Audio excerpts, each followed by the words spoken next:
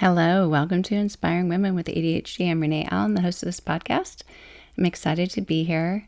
Now that I have my setup, I'm questioning it, but I'm just going to start talking. So I put up some new lights behind me because I read that you're supposed to do that, but then I think I need more lights in front of me, which just make a glare on my glasses, and I have to redo things. I'll just do that for now, and I'll forget about it because I know you people listening on audio don't need to hear me talk about my video setup ever again. But anyway, good morning, afternoon. It is afternoon. It's 1 something here. And I'm happy to be here today. I want to talk about the emotional piece and lots of pieces of, but the emotional piece of disorganization. And because I feel it deeply when I'm disorganized. And I don't know if you do or not. Some people do. Some people have a harder time being disorganized than others. But I think it affects your life, whether you are okay with living in a house that's not always clean or has some clutter. Some people have that level of comfortableness with that, and it doesn't bother them as much as others. But there are still parts of being disorganized that it can affect you, even if your daily habits of how you put your clothes in your closet or whatever it is isn't like somebody who's got everything, in a perfect little fold and hung up by colors or something. Even if that's not what you want to do, you might find that being disorganized, meaning not knowing where things are or not having them visually, helpful, I guess. And that can be different things to different people. So let me go look at my notes. That's why I have my glasses on. Because this all started with an idea that I had the other day, and I'm calling it my Voldemort theory, he who shall not be named theory with disorganization. So in Harry Potter, if you've read or watched Harry Potter, Voldemort has pieces of him missing. Part of his power is missing. And we get that with the very first book, the very first movie, where someone has part of his power and he needs to get that power back from everyone in order to regain his power and be strong like he once was. Although I would say he's pretty strong like he is in all the movies. But he feels that loss. He is not as strong. He is not as capable. He doesn't have his full potential when that piece of him is missing. And whether it's from when he struck Harry Potter and Harry got that little lightning strike on his forehead when he was a baby, and then that's how Harry has some of that. And Harry just, am I giving any spoilers? Everyone's read it or seen it, right? Or decided not to. But there's a piece of him that's missing, and he feels that. And it actually affects him and his abilities. And that's how I feel with organization. When things aren't completely organized, and granted, I it's silly that I say this because have I ever been completely organized? Have you ever been completely organized? In different ways, in different areas of my life, yes. Like to some degree, maybe not to a perfectionistic degree, but I can look at when I was a child growing up. I had my own room. I was the only girl, and my room was pretty much clean all the time. The only thing I think that wasn't organized and that my mom had a problem with is my room was always clean. Like if I did homework, I cleaned it up. My closet, I love to organize my closet. And granted, it was a simple structure and I didn't have anybody else to be in charge of besides myself. But when she brought in clothes that had been folded, and I folded clothes too, but same thing, if I made those piles of pants, underwear, socks, whatever it was, they would sit on top of my dresser. I had, for whatever reason, a resistance then to doing that last step. That was really hard for me to want to do that. Was it hard to do? No. But was it hard for me to want to do? Yes. That was that resistance, that overwhelm that we get with ADHD. And I saw that in that area of my life. I didn't see it in as many areas of my life as I did in my late 30s, my 40s, my 50s. Now I'm young 60s. I'm in the very young part of it. But still, I need to claim it. I do. I mean, what's what's the big deal? We all are born in a certain year, and that's part of us. It shouldn't be a big deal. But anyway, so back to this. When I was younger, maybe I had a system that worked, even if it didn't look perfect on top of my dresser. I was okay with that. I knew where those clothes were. I could find them. In college, I don't think my room ever was a disaster. And it's not the same for everyone, right? But I did fall back on other things in systems like laundry. I love to wash clothes. I love to take clothes out of the dryer. I love to hang clothes on a line. If I had a clothesline all the time and didn't need to do anything else, I just love to do that. But, you have priorities. But anyway, so all those things, all those systems fell apart a little bit because I didn't want to take the time out of my college schedule to go do laundry. And I had enough clothes that the only thing I was running out of was mostly underwear. I even had enough socks, and certain times of the year you could wear flip-flops. Back there we called them thongs. I don't know if younger people know that. They didn't have thong underwear. They had bodysuits. Have you heard of a bodysuit? I think bodysuits now are different, like the clothes that are made out of like a really tight or weird materials or different materials that I'm not familiar with. But a bodysuit back then was a shirt that went down and snapped at the bottom. So you could wear it tight to your skin and with high waist pants, or probably with low waist pants too. But they actually snapped at the bottom. You put the shirt over your head and you wore it that way. And we didn't think about underwear lines or anything like that. But then, anyway, not that this was supposed to be about thong underwear, but they had to change calling flip-flops thongs because of that. But back to wherever I was, you may look at your life and see some parts that were organized. You might look at your life and think, my house was never organized. The house that I grew up in was never organized. And as a child, you have no responsibility in that. It is your parents' house or whoever you're living with, your grandma or your aunt. And that is their home. And you can contribute to that. You can mess it up. You can make it more disorganized. But whether you maintain that, whether you learn that is something that you learn growing up. Or if you don't learn it in your home, maybe your first job, your boss says, no, we're not just throwing that there. When you come in, I worked in a flower shop. When you come in, you put the keys right here to the van because I do deliveries. Or when you finish making flower arrangements, this is what you do to clean up. Now, I mentioned that this is when I first learned that not everybody had to have a clean environment. The store looked really pretty and really nice, and we had a little gift shop, and we sold vases that had flowers in them or some that you could just buy and make your own or whatever. There was a gift shop aspect that was very organized.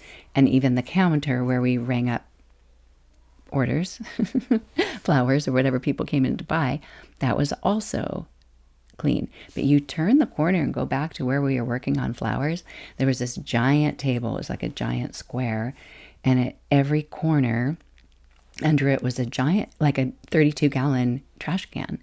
And so after you do the flowers, you just use your arm and whoosh, put everything in the trash can. And I wasn't that good at arranging flowers back then.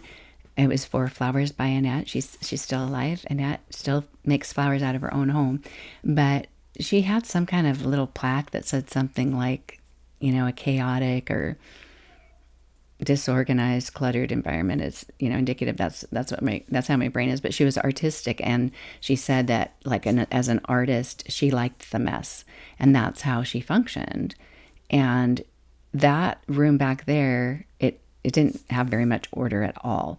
Maybe some, like a nail at the wall for all the flower orders that came in that weren't done, and a nail to put through. Maybe it was a nail that went up. Do any of you remember this?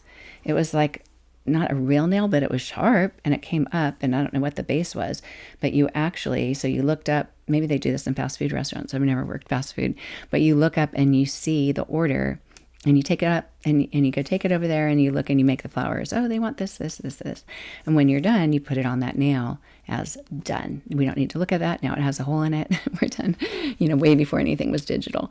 And that was the order. That was the order of the system back there, but it was way messier. It was 5-gallon buckets with, with just this kind of flower or that kind of flower, or we'd take the thorns off of the roses. Now they leave a lot of them on, or you'd even kind of dole them, or, anyway, there was a whole system, but it was messy back there. And I thought, I'm not used to being messy, but I learned that she was fine being messy. And over the years, I've learned that there are certain creative processes that I am very, very messy about. And I don't know that I can do anything to change that. I mean, if my husband was right there with me, because he's very orderly, and said, okay, let's do this together. And we've been married almost 40 years, so I doubt this will ever happen because I've never thought of doing it. And it doesn't sound like something we do, but, and said, okay, this is how I'm going to do it. When I finish, I'm going to put this paintbrush right here. I let everything kind of fan out, and then the piles kind of just pile. But when I'm done, I look at it, and the clutter itself at the end, I don't want to see. In the process, I don't care. I can function that way. And sometimes I can't. I'm doing my taxes or something. Where's that paper? Where's that paper? Where's that paper? But I keep, finding it. And I usually have my system as a folder. That folder's there. When I'm done with something, I put it in the folder. But everything else that's undone is a little chaotic. But that's the way my process is. And that's how emotionally, and maybe emotionally, you're fine with a chaotic process. Maybe emotionally you need a very, very perfect process, like wrapping gifts. Do you sit at a table where the surface is really flat or on a hardwood floor that would have lines in it? Like I want even tile. Like in the old days they had linoleum floor, but tables are better, right? Because there's no lines. I like to do things on my bed. So there are hard surfaces on my bed. So then sometimes I get out a cookie sheet or something but really I just think, it's okay if it's not that flat. But or I'll get down on the floor, but then there's a rug and, it's not all perfect. So I'm willing to give up some of those perfect things that might seem like it's a very orderly, good system. I'm willing to give that up for the comfort of sitting on my bed and watching TV at the same time, or just feeling cozier about the experience. But there's wrapping paper here, there's bags there, it's messy. But when I'm done, I can gather it all up and put it in its place. And so that's my sense of order. And that's what's brought me peace. There might be other people in my house that come in and go, what is this? And they can think that if they want. The only time I've actually seen this with my husband that I've observed the difference, because we're so different in our interests of what we work on. And so we're often doing those kinds of things on our own. But when I used to scrapbook, if any of you used to scrapbook, that can be super messy. And there are people with their little files and their rooms and their whole systems. And that was never me. I had a big table with just, blah, just like I just threw it all out there. But, and then he kind of come and take the piles and put them up because it made him feel better. But also when I get sick, like if I'm sick for a really long time, in my side table will just be my very cluttered system. And it doesn't make sense to me why I can live with that and I can't live with going in a kitchen and trying to cook when it's not clean. I don't like to do that. And you might have some inconsistencies that you see, that sometimes you're orderly about things. Sometimes your system is orderly, and sometimes it looks messy, but it's your system and it doesn't look organized, and that's okay. But what about when things are missing? Let's just talk about like not a system. Well, I guess it is a system. Your life at home is a system. Your life at work is a system. I find that when I've worked a full-time job, that is way easier, like way, way, way, way easier to be orderly at work. Because at least where I worked, I just had an area. I never had an office. Let me think. Did I ever have an office? No. I just had an area that I would sit at, and I could just make it my own. And I did reorganize it probably every 4 to 6 months, I'd think, I'm going to go through and redo the file drawers, or I'm going to do this. Not because it was messy. My desk was never messy. My files were never messy. But just because the flow of things, like when I turn to answer the phone, or when I do this, when people walk up, I saw a better way. And you might have that ability to kind of see, okay, what's working, what's not. When you reorganize something, you might buy new bins to put things in and think this is the way it's going to be, but putting it into action might be different, and you might see a need to do it. It doesn't mean your first plan was flawed. You just hadn't had a chance to experience it in real life and with other people, if you have other people in your home and stuff like that. But going back to, why does it bother us when things aren't organized? What is the emotional piece of that? Is there a Voldemort aspect for you when a part of your life is in disarray, isn't in order? So let's say you have children, you have a baby, and you're running out of diapers. You don't have diapers. Now I would say it must be a little bit easier that you can have things delivered for you, right? You don't have to always go to the store. But even that is a system to have organized. And if you don't even have time to do your orders, your grocery orders, your delivery orders, your pickup orders, or just to anticipate enough for a trip or whatever that is, if you don't take time to do that, it can just set everything else awry. It can just make everything go bad, which is no fun at all. No fun at all. But what about things are missing? So this is what I want to talk about. Or even just you have more than you need. Does it weigh on you? Do you feel like emotionally you're not at peace, you're not at rest, you're like something is off and that you can't function at your best, even if you don't need what's missing right now, or you don't need to work on that right now, or you may not even look at it for another year. Like it might be Christmas things. You put all your Christmas things away, or decorations that you have for a birthday party or something, and you just threw them in a box and put them in the closet and thought, I'll deal with that later. Are you emotionally okay with that? And some of you might be driving your car going, yeah, what is wrong with Renee? Why are you not emotionally okay with that? I don't know. Let's read. Let's see what experts say. So, and why can't I put it away? Why are there days that I can be really good at organizing something and doing something in an orderly way, and other days I can't maintain? I can't do that. So let's look at some of this. First of all, did you know, and this isn't a disorder. This is not in the DSM-5, but there is an organization that is the Institute for Challenging Disorganization. So there are people who have what they say is chronic disorganization. You are disorganized and it persists over a long period of time. It frequently undermines your quality of life. This is from this website. It recurs despite repeated self-help attempts. Do you see yourself there? And I'm seeing if the microphone's picking up my grandson who's talking right now. Yeah, sorry about that. I tried to record this earlier, so hopefully you don't hear him at the same time playing. But it's often present with brain-based challenges. That's what they're calling it, such as I can't even say ADHD, anxiety, depression, hoarding disorder, PTSD, DBI, which I don't even know what DBI is, so let me look it up. And you might know what it is. DBI meaning, I spelled meaning wrong, it's a traumatic brain injury. Now that's hard. And that affects brain function. ADHD affects brain function. Anxiety, all these things affect brain function, and it can make us chronically disorganized.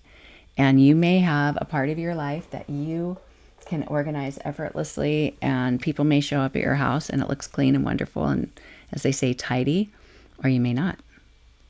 And I have a friend who listens to my podcast, and she was just talking about this recently. Why is my house, like, why do my counters have things on them all the time? That's how it is in her kitchen. And she can function that way, but she knows there are people who don't have their kitchens like that. So then she's wondering, is something wrong with me? Like, why am I like this? Was it because my mom was more like this? And, you know, my bathroom, I like having all the things on the counter so I can find them easily or just do my makeup easily. Or are you somebody who wants your bathroom counters to be clean and you have to open a drawer, you have to open all these things to do your makeup? All these things to consider, huh? When we get to talk about ourselves and evaluate ourselves. That's one thing I love about ADHD is it's just a way of putting the pieces together. And it's not only myself. I'm fascinated with people in general. When I took my microbiology in college, I was making connections left and right. I was so excited to learn, oh, that's why I have an allergy attack. Oh, that's why my asthma gets so bad. Oh, that's why my brother got pneumonia after he, you know, like putting all these things together. And it doesn't even just have to be for myself. But anyway, so yeah. So there is such a thing called as chronic disorganization. And, yeah, this is the piece that I was looking for when I was Googling around earlier, because I saw this whole article once on hoarding disorder, but then it was like, you know, when there's like a word in there and you can click on it to see what they're talking about. And it was talking about, because I don't think I have hoarding disorder, and there are people who do, but probably a lot of us are disorganized without being a hoarder. But when you have chronic disorganization, you can accumulate a large amount of objects, papers, possessions, everything. Do you get attached to things? I think for me, this is something I read in here. I think I have an attachment problem. I love things more deeply than maybe is natural.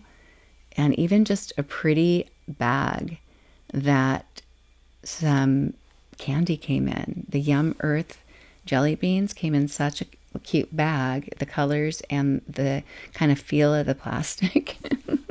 It was hard to throw it away. But I did. I threw that away. But there's a lot of things that are hard for me to throw away now. You are going to think I'm a hoarder. But yeah, difficulty parting with things and letting go. And even if you part with 1,000,000 things, you might still have 1,000 things that you don't need, that might be weighing on you, that might be affecting you emotionally. And how do you part with them and let go? Oh, yeah. What if you have too many projects? So it could be just not just too many things, too many possessions, but too many interests and too many projects. See how ADHD plays into this? Because if you have a lot of ideas, and if you have a lot of emotional intensity, and do you know, we have often emotional dysregulation too. So it's what is a normal emotional upswing or downswing, or I don't know if it's a swing or a roller coaster-y thing. There's a baseline that a lot of people can stay at. They can stay closer to it. We see it in children, like, woo, you know, like they're, you know, like extra, extra sad or extra, extra angry. And in humans, hopefully we don't see that as often in public, but we do sometimes, right? We see people that are angry about things irrationally. And that's, thankfully, that stands out because it's not as common as we see little children with, like, oh, he's throwing a temper tantrum. That's, you know, they do when they're 3 or whatever. But your emotional dysregulation may show up in feeling very connected to something, hearing a song, I don't know, I just thinking about Easter yesterday. I just started seeing pictures in my mind, and they're probably home movies, you know, like, are all memories from things we remember, or it helps us remember because we saw a home movie, or we saw, you know, back then we had 3 pictures of some event or one, and was just thinking about when I was a little girl, and my mom would make me an Easter dress and make my brother his little ties or vests or things. And I started tearing up, like just thinking about it. I'm so emotionally attached to the past, and saving things can help us feel connected to it. I can't even imagine what it would be like. I mean, I guess I am in this world now where we take a lot of pictures, but I don't take a lot of pictures like a lot of younger people because it's just not in my habit. I mostly forget when I get, go on to an event or something later. I think, oh, I should have taken a picture. Or with friends, haven't seen them in 3 years. We didn't take a picture. So that's pretty bad. But if I did take a lot of pictures, like people do now, like how do you decide? Like I'd want them all. I want to look at them all day long. So, yeah. Okay, chronic disorganization. The more I read about this, the more it sounds familiar. Easily distracted, loses focus easily, reduced concentration. I mean, why do they even have that on there? They already said that we're more likely to do this, so we have ADHD. Struggles with time management. So those are overlaps, right? So some people with chronic disorganization may need a visual clue as a reminder to do something. And I do know that some people want to have the things that aren't done or that aren't organized or that aren't cleaned up. They want them where they see them, or they're going to forget to even do it. They're going to trip over it. If they trip over it, they might trip over it for 2 months and have that room be really messy, but at least they remember and they eventually get it done. Can you live with that? Or are you somebody who, yeah, you can put it away, you can hide it in a closet, and you don't forget about it. You just always are thinking, when you have 500 other things to do, you're thinking, I still have that box of papers that I shoved in that box, over by my printer, and because people are coming to visit, and it's been in there for 3 months. I need to go do something with that box of papers. Or I put this stuff away really fast and didn't have time to clean it up. Or why can't I find any socks? I thought I bought more socks. And, put a blanket over that pile of clothes, and that might be that you forgot it. Or you see it all the time and you think, I know, but I'm not going to do it right now. This is making life not sound very pleasant. But if you have a challenge with it, then you have a challenge with it, right? Okay, so let's go back a little bit, because these were the thoughts that I was thinking about, and we'll see if I want to still talk about them. So, disorganization, besides just being messy, can be losing track of items. So that can just be losing things. What does that do to your emotional state? So as I read through these things in my notes, see if it bothers you.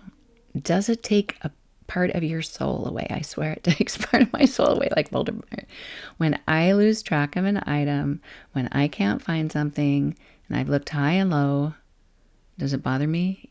Yes, it drives me crazy. Having a hard time starting or finishing tasks can often be just because you're disorganized, because you can't really start it because you haven't done the little things that make it possible, or you haven't cleared out a room to be able to go in and do it, or you haven't washed the dishes that you need to be able to bake something. So, yeah. Do you have trouble prioritizing? Yeah, okay, some of these things, I'm going to just go past that. So, there can be mental clutter and there can be physical clutter.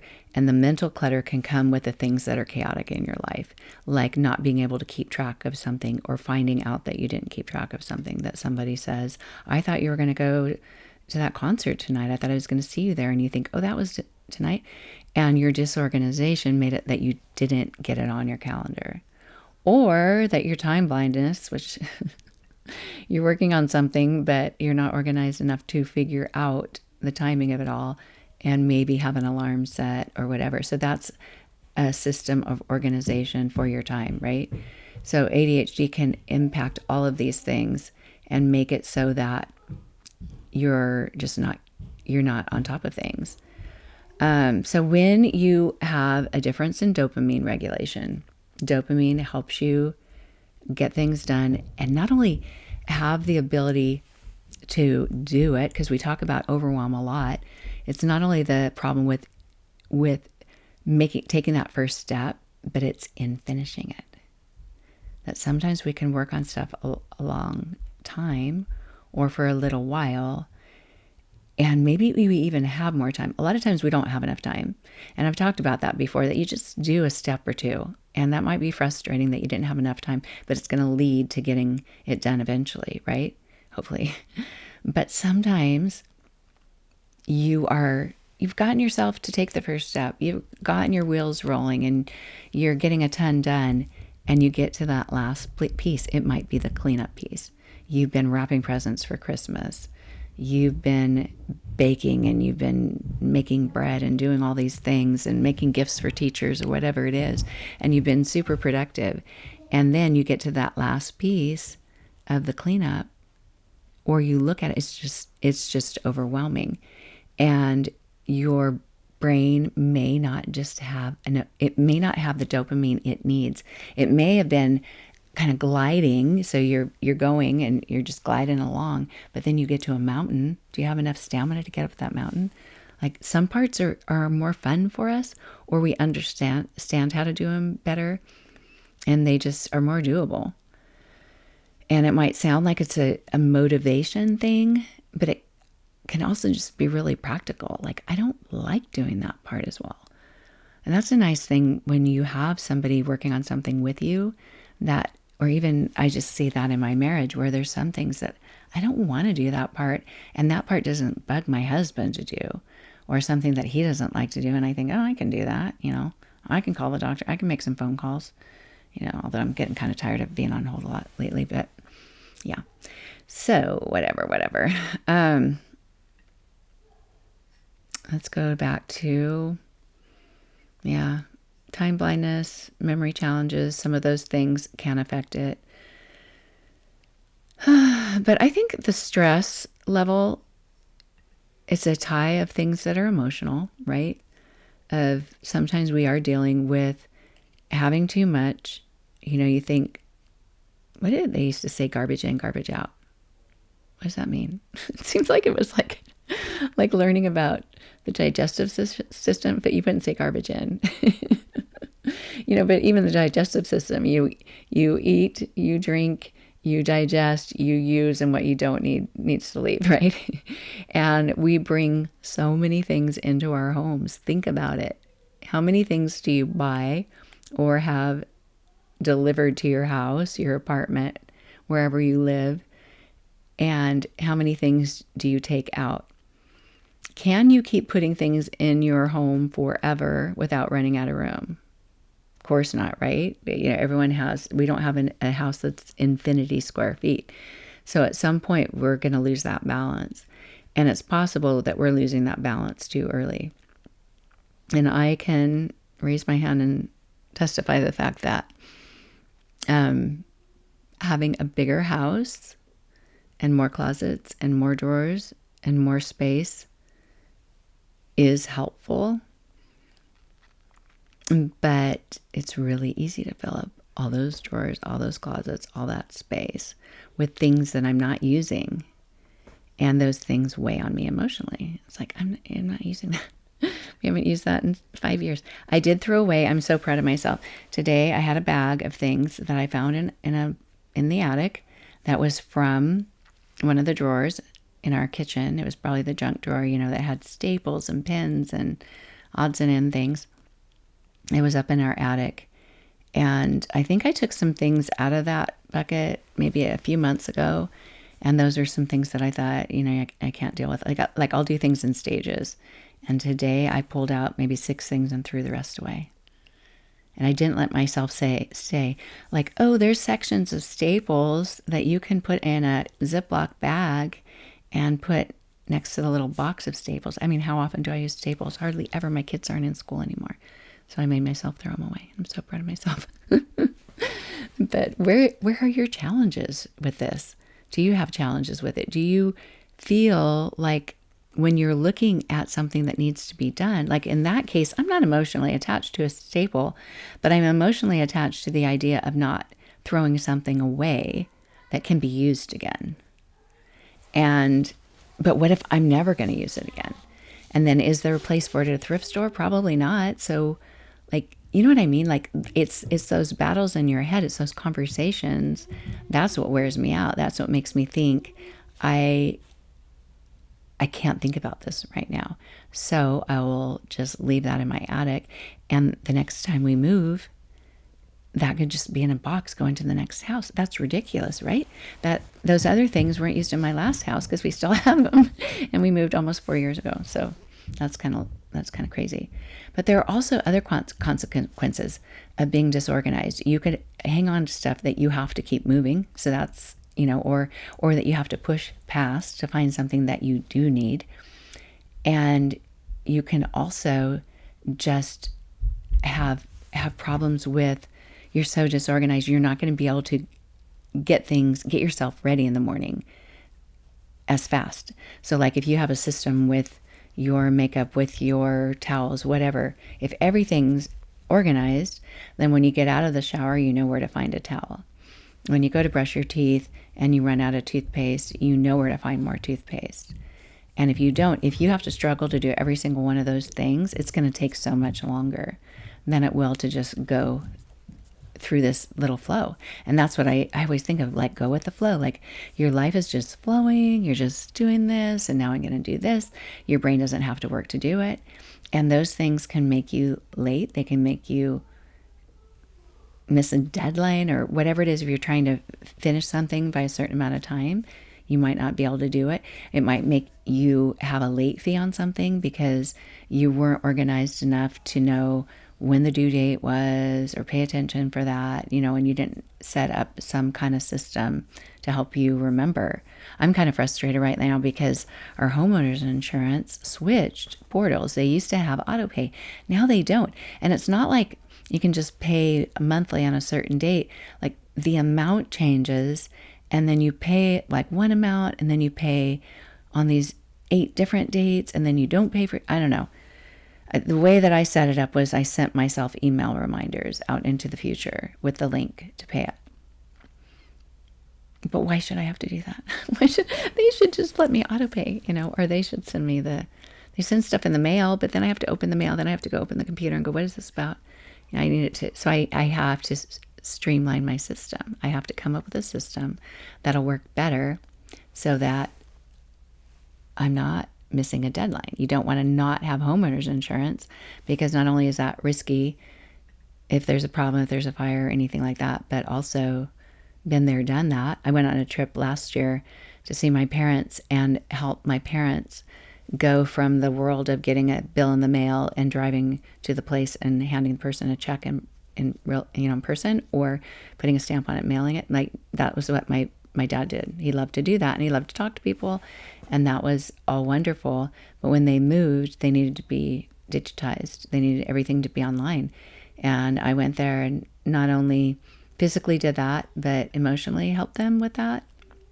In the process, I forgot about my own. I wasn't taking care of my own system, my own financial system, because I was somewhere else, and I should have foreseen that. I should have seen, I need to make sure that while I'm gone, this isn't a problem.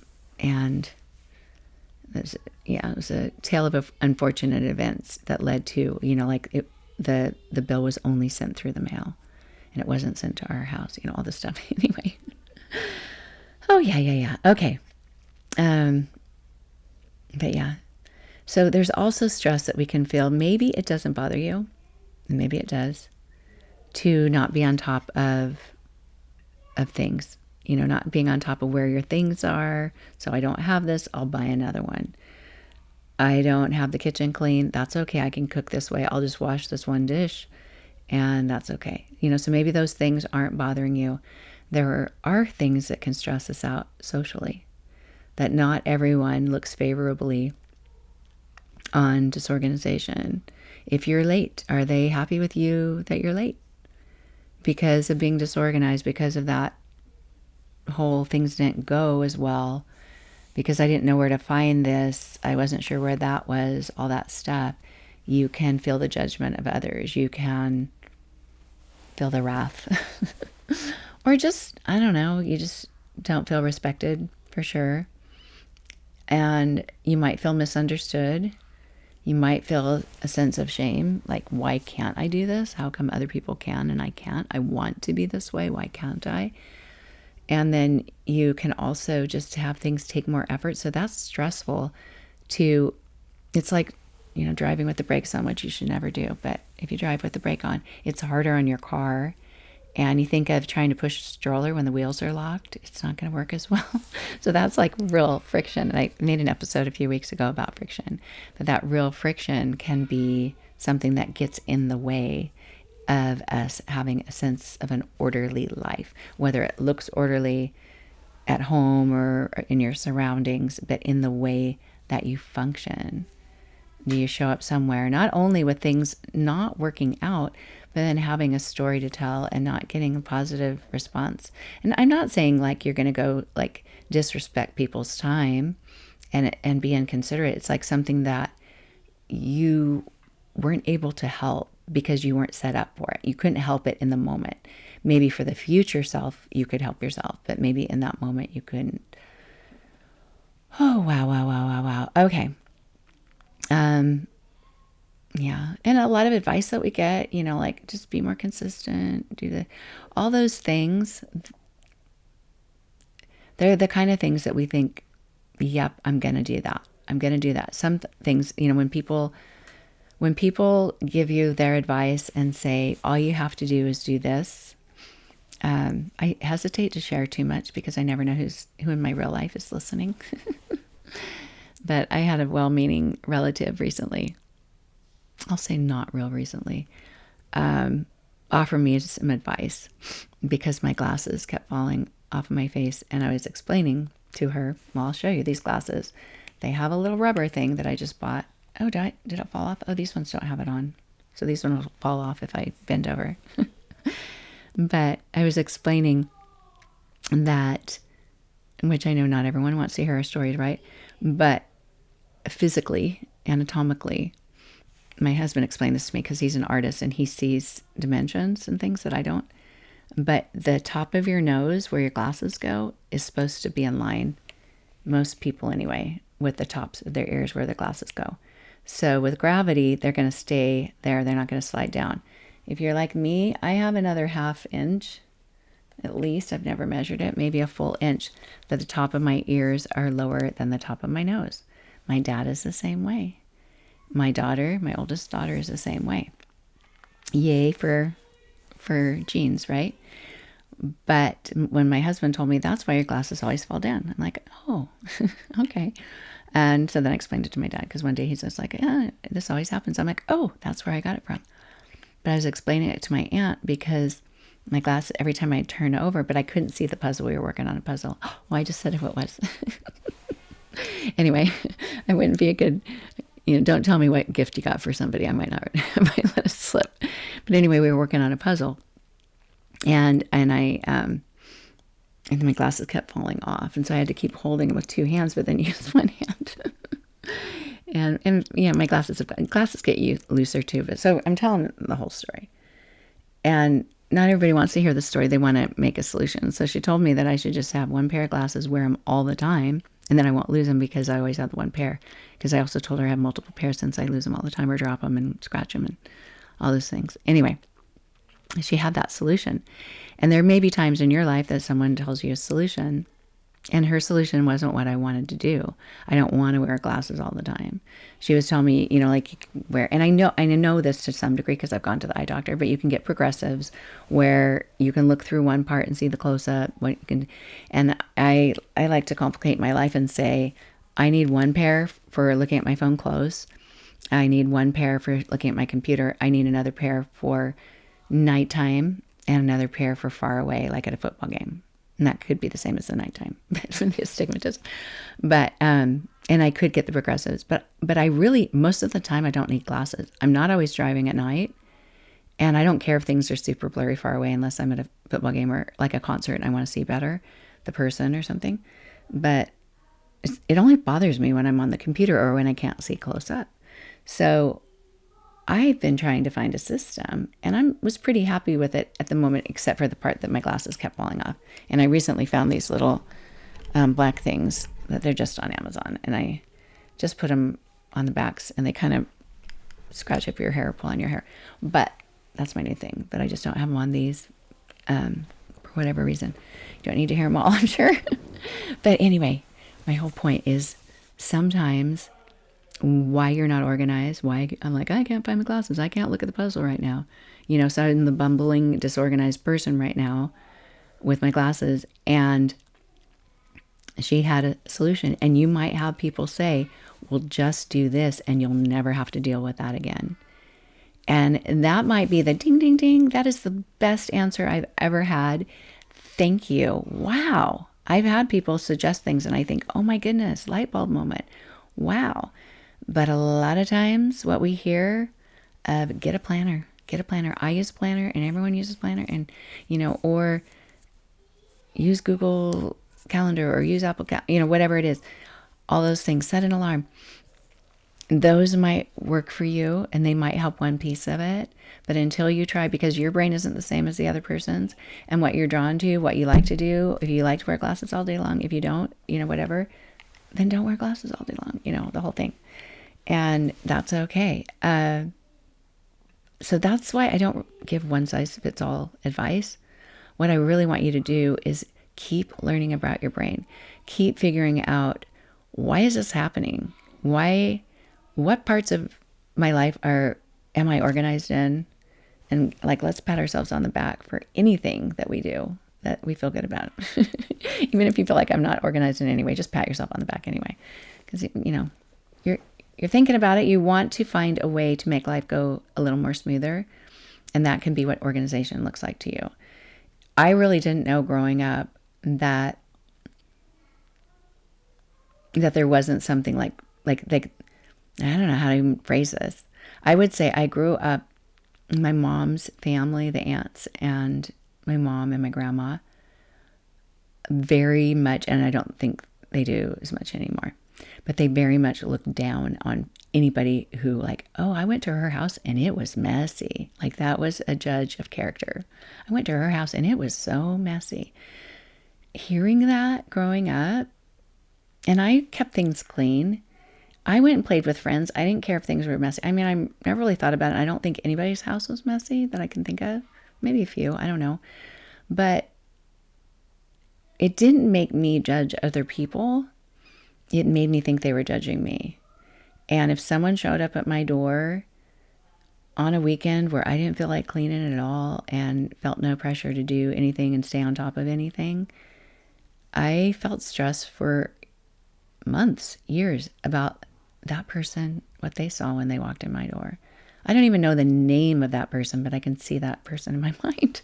It was someone I knew from church, and I don't know that he cared. Maybe his house was messier than mine. Somebody helped me once. She said, don't ever worry what your house looks like when teenagers come over, like your kids' friends. She goes, I'm sure their room looks a lot, you know, like that. Your son's friend's room looks a lot worse than your kitchen or whatever. But yeah, it's like that social pressure. And yeah, so, but I've learned not everybody cares if their house is tidy all the time, but it does make things work out better as far as being able to find clothes, as far as not having food spoil in your kitchen and fridge and all those things. Oh my goodness. Okay. Should I give you any advice? No. I don't think I'm going to give advice. I'm sure I have some in other episodes, and you've heard it all, right? My biggest piece of advice is learn as much about yourself as you can. Learn what goes easy for you, what goes easily for you, what's easy for you to manage, what's not. Paperwork can be a big one for women with ADHD, maybe for men with ADHD, maybe for everyone. I don't know. But if you can't keep track of things, any system that you have, even if there are papers that are piling out, even if they, you bought a bin for them and they're all like thrown in there weird instead of stacked nicely, feel good about the junk mail that you threw away or shredded. I told my husband the other day, I want to find the addresses of all these people who send me junk mail and just send them stuff. And just mail stuff to them that they have to deal with every day. That's how angry I am at them. They're giving me tasks. They're giving my brain fatigue every day. I should just tell my husband just to throw it in the trash and not bring it in. I should do that, huh? So he always brings it in, and then I look at it, and I get stressed. Because there are always things that I do keep, even though I've tried to, go paperless. Yeah. But yeah, look at the areas that you feel disorganized about, and know that the emotional piece is real. Like if you feel stressed out about it, what can you do about it? Sometimes you can tackle what's disorganized, and other times you just have to give yourself, I guess this is my other advice, huh? You just have to give yourself new framing in your mind.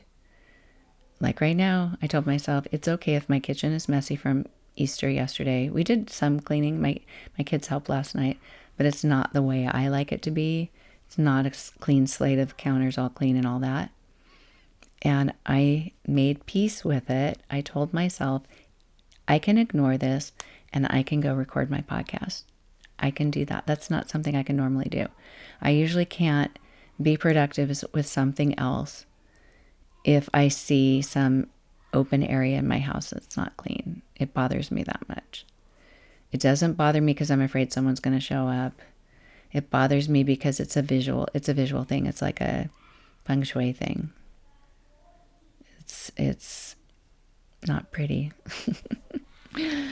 I don't know. If you have thoughts on that, tell me your thoughts. I would love to hear, why do you think, I'm sure some of you are out there ADHD experts in other ways, right? I know there's ADHD coaches, and why?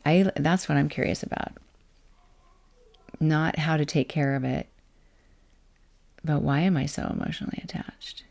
And then just pondering that and telling yourself you'll be okay. You'll be okay. And that you're okay even if you feel emotional depth with things.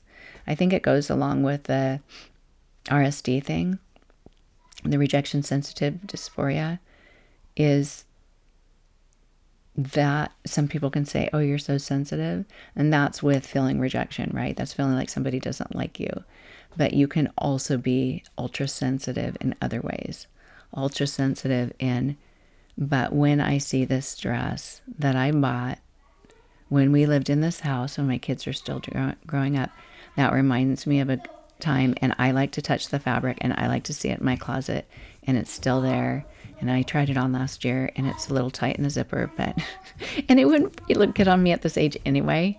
It really wouldn't. But if I want to hold on to it, I'll hold on to it. But it does stress me out to see it for some reason, because it reminds me of that time, and I get emotionally attached to it. Is that weird? So it's that paradox of, I like having it because it connects me, but there's something emotionally painful. There's something that's hard. Oh gosh, I've never cried on my podcast before.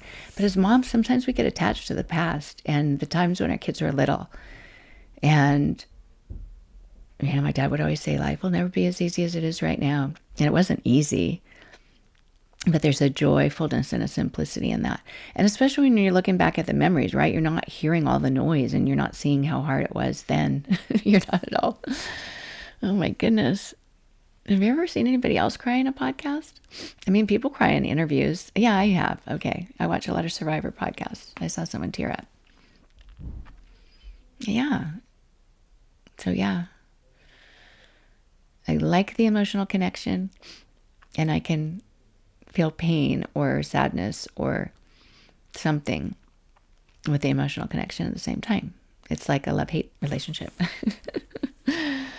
Oh, okay. Thank you for listening. I'll get this out for tomorrow morning. I still have a few more in mind, but today I've been watching grandchildren once a week on Thursdays and decided to do Monday instead.